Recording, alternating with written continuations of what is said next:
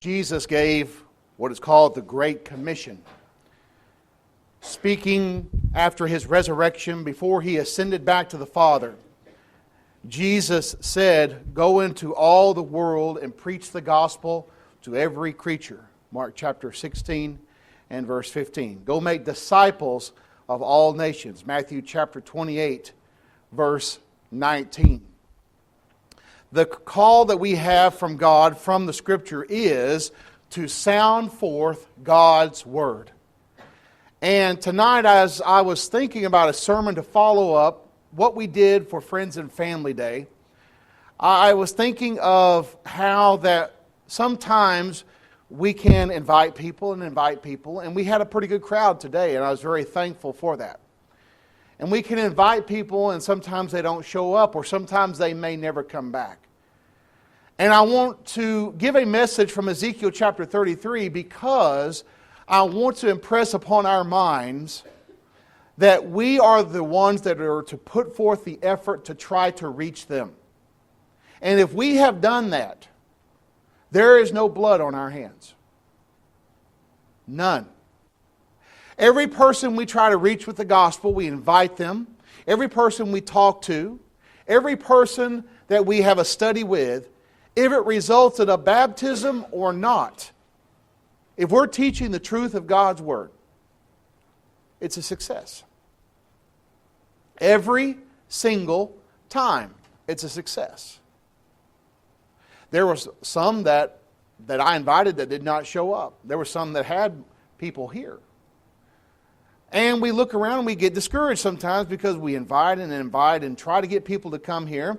And we're not going to stoop to the level of denominations and lure them in with entertainment or with food. We're not going to lure them in with food or any kind of door prize or anything that the churches of men engage in to get people in the door.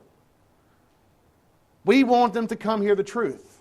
And if they're willing to come hear the truth, we'll feed them. And that's what we did this morning. And so we have to realize the power to save is not in us, but in the gospel. We should be living according to the gospel to the best of our ability. We should be setting forth the example. However, the power to draw people to Christ is in the message. Romans chapter 1 and verse 16, the power of God unto salvation, which is the gospel. And in the days of Ezekiel, when he was preaching, Ezekiel chapter 33, God impressed upon Ezekiel the concept of a watchman. Verse 1. Ezekiel 33 and verse 1, again the word of the Lord came to me, saying, Son of man, speak to the children of your people, and say to them, when I bring the sword upon a land, and the people of the land take a man from their territory, and make him their watchman, when he sees the sword coming upon the land, if he blows the trumpet and warns the people, that whoever hears the sound of the trumpet and does not take warning, if the sword comes and takes him away, his blood shall be upon his own head. He heard the sound of the trumpet, but did not take warning. His blood shall be upon him, but he who takes warning will save his life. But if the watchman sees the sword coming and does not blow the trumpet, the people are warned, and the sword comes and takes any person from among them, he is taken away in his iniquity. But his blood I will require at the watchman's hand. The concept of a watchman, that was the security system of the ancient world. You would have a walled city and you would have various watchmen that were on the wall. And they would take different shifts, day shifts, night shifts, to watch. They were the surveillance of the ancient world. And they would watch to see if the enemy was coming. And if they see the coming of the enemy, they would have a trumpet to blow, whether it be a ram's horn or a brass trumpet. They would blow that trumpet, and the sound of it was a warning. The enemy is coming. And whoever heard that sound of that trumpet and took safety, hid themselves away or readied themselves for battle, that person would be saved because they listened to the watchman. However, if they ignored the sound, they ignored the warning, they didn't pay any attention to it, The enemy was going to come and overtake them. But the watchman did his responsibility. He was responsible for sounding the warning. And if people listened, they would be saved. If they didn't listen, they would perish. However, if the watchman sees the enemy coming, and yet refuses to say anything, refuses to blow the trumpet, the enemy will come, the people will perish, but the blood of them will be required at the watchman's hand. In verse 6. The watchman's hand would be guilty. He would be guilty because he did not give the warning. Yes, the people would perish, but he would be held responsible for not giving the warning. Verse 4 of Ezekiel chapter 33, the concept there is very clear that people are responsible for taking heed to the warning. And if they don't do that, that's on them. Their blood shall be on their own head. Now here's the spiritual significance of that, verses 7 through 9. God says, "So you, son of man," talking to Ezekiel, "I have made you a watchman for the house of Israel. Therefore you shall hear a word from my mouth and warn them for me." Ezekiel as a prophet was a spiritual watchman. He was going to give them a message from his mouth, God was, and going to give it to Ezekiel, and Ezekiel was to proclaim it. Every preacher, every teacher of the Word of God is a watchman, spiritually speaking. They are the ones who are taking the Word of God and they are proclaiming it. Whether it be the preacher in the pulpit or whether it be the teachers in the classrooms, they are proclaiming the Word of God to our children and to the congregation. They are to preach that Word. 2 Timothy chapter 4 and verse 2. Paul tells Timothy, preach the Word. Preach God's Word. Be instant in season and out of season. Reprove, rebuke, and exhort with all long suffering and doctrine. We're to preach God's Word. 1 Peter chapter 4 and verse 11, Peter tells us, if any man is going to speak, let him speak as the oracles of God. Because in that, God is glorified. The rest of the verse says. So we need to be speaking forth the Word of God as spiritual watchmen. Elders of a congregation are the spiritual watchmen on the wall. They are the ones that protect the flock from the dangers of error. And if elders don't know what the error is, in fact, they might believe some error themselves, how are they going to take care of the city? How are they going to take care of the flock? They don't know when to blow the trumpet because they themselves are part of the enemy. They have been deceived themselves. And that's why elders need to be knowledgeable men who know the Word of God and are aware of false doctrine. And so what we did as we prepared for this Friends and Family Day is we acted as watchmen. We were inviting them to let them come in here and be introduced to New Testament Christianity, to hear a message from God. And if they chose to do that, they heard. And if they chose to refuse that invitation, the blood is on them. There's no blood on our hands as a result of that. Look at verse 8 and 9, Ezekiel 33, verse 8 and 9. "When I say to the wicked, O wicked man, you shall surely die, and you do not speak to warn the wicked from his way, the wicked man shall die in his iniquity, but his blood I will require at your hand." Verse 8 is a sobering verse. I say to the wicked man, you're going to be lost, God says. What did Jesus say? Go preach the gospel to the lost world.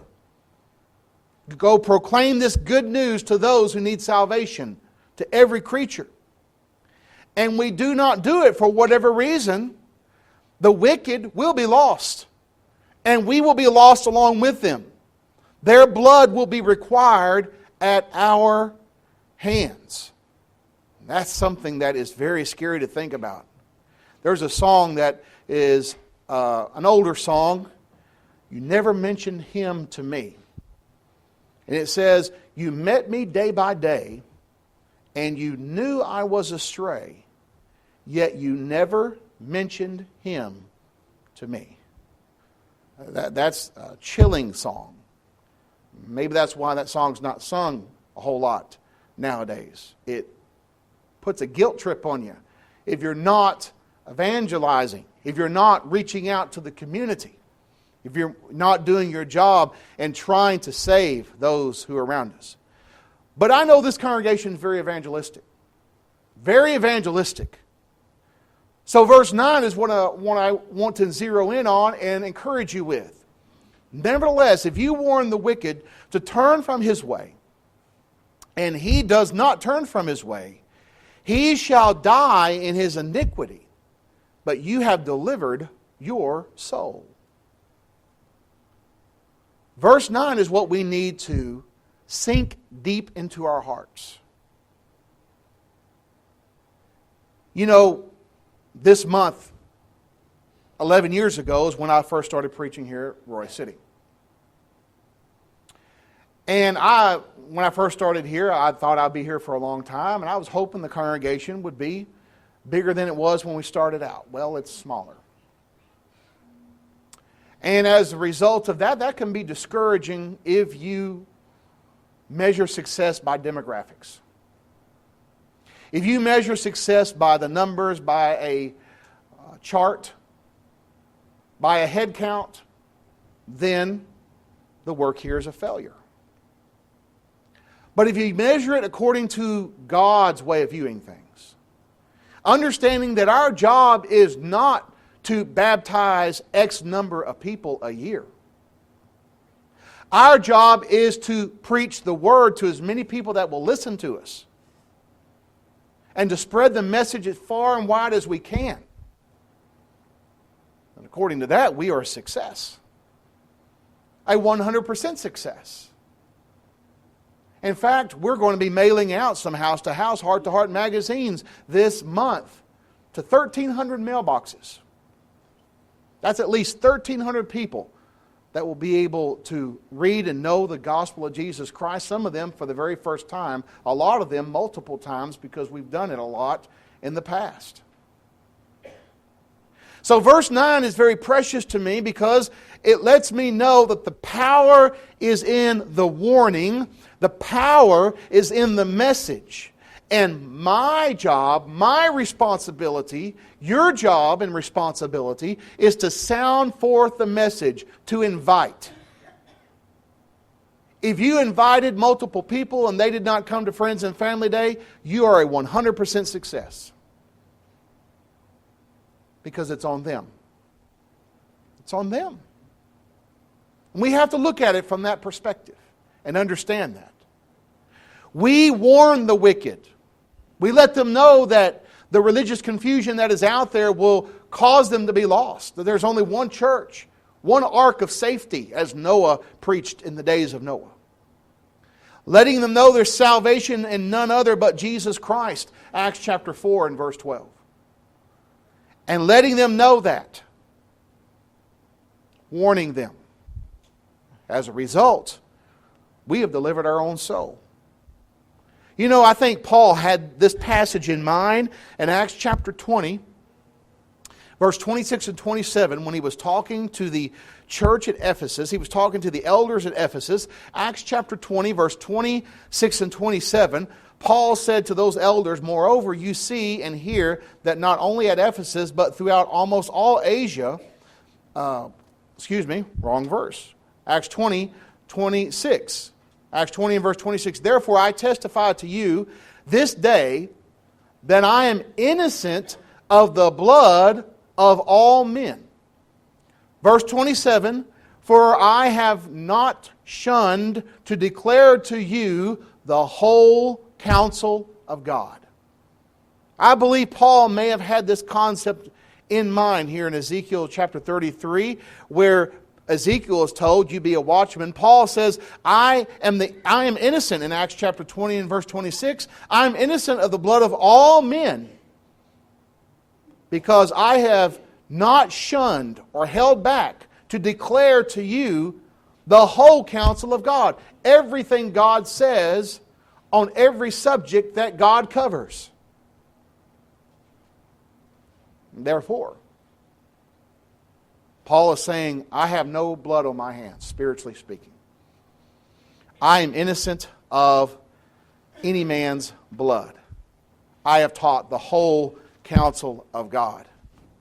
And so we see here in Ezekiel chapter 33, verses 1 through 9, the responsibility that we have as watchmen is to invite, is to give people the opportunity, is to warn, and to help people see the truth of God's Word. I believe to sum up this verse, 1 Timothy chapter 4 and verse 16 says it very well. Paul says to Timothy, a Christian, a preacher, take heed to yourself and to the doctrine. Continue in them, for in doing this you will save both yourself and those who hear you. We have the responsibility to take heed to ourselves and to what is taught and continue in them. We're to keep on keeping on. In doing this, we're going to save ourselves and those who hear us. If there's anyone here tonight that's not a Christian, again, this warning is going forth. If you're accountable and you're lost outside of Christ. Believe in Jesus with all of your heart. Confess He is the Son of God. Repent of your sins and be baptized into Christ for the forgiveness of your sins, and the Lord will add you to the church. If you've done that and you've gone astray, again, the warning is going forth. Repent and come back to Him before it's too late. As always, the choice is yours while we stand and while we sing.